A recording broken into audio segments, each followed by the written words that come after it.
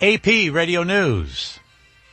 I'm Tim McGuire. The Obama administration says it's making steady progress on healthcare sign-ups, but the numbers also show unless things change dramatically over the next 20 days, it's not going to meet the goal of enrolling 6 million people by the end of this month. Health and Human Services Secretary Kathleen Sebelius. Our latest enrollment report finds that through the end of February, more than 4.2 million Americans signed up for affordable coverage through the health insurance marketplace. Some 940,000 people signed up in February, fewer than those who enrolled in January. The White House is not taking sides in the dispute between Congress and the CIA. Spokesman Jay Carney says President Obama does agree with CIA Director John Brennan that it's important to find out whether the agency broke any laws in respect to a Senate Intelligence Committee investigation.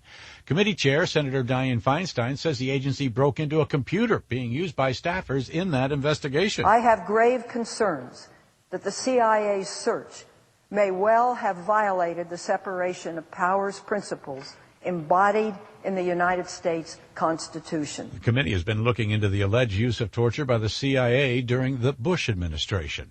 The Malaysian military says radar data shows the missing Boeing 777 jetliner changed course and made it to an area hundreds of miles from the last position recorded by civilians authorities. The seat search for the missing plane and the 239 people on board now includes an area west of Malaysia, far from the plane's intended course. Vietnamese authorities say they are also looking in the mountains and jungles near the border with Cambodia and Laos. The European Union might be ready by Monday to impose new sanctions against Russia over Crimea. British and French diplomats say officials are preparing more sanctions, but the EU members are likely to wait for the outcome of Sunday's vote to secede from Ukraine before taking any action. This is AP Radio News. At the New York trial of Osama bin Laden's son-in-law, jurors hear the story of a would-be shoe bomber. Our Warren Levinson has more. Sajid Badat said he wore bombs in his shoes on 2 different flights in late 2001, but didn't detonate either because he was saving them for a jetliner in America. He testified he left al-Qaeda because of the disapproval of his parents. "You'd better not be one of those sleepers," he quoted his father as saying after he returned from Afghanistan.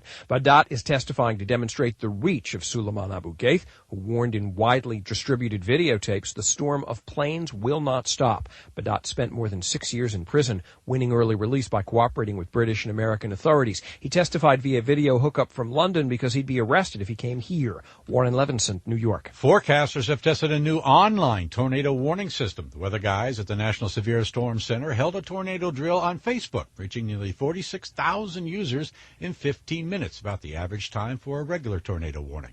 I'm Tim McGuire, AP Radio News.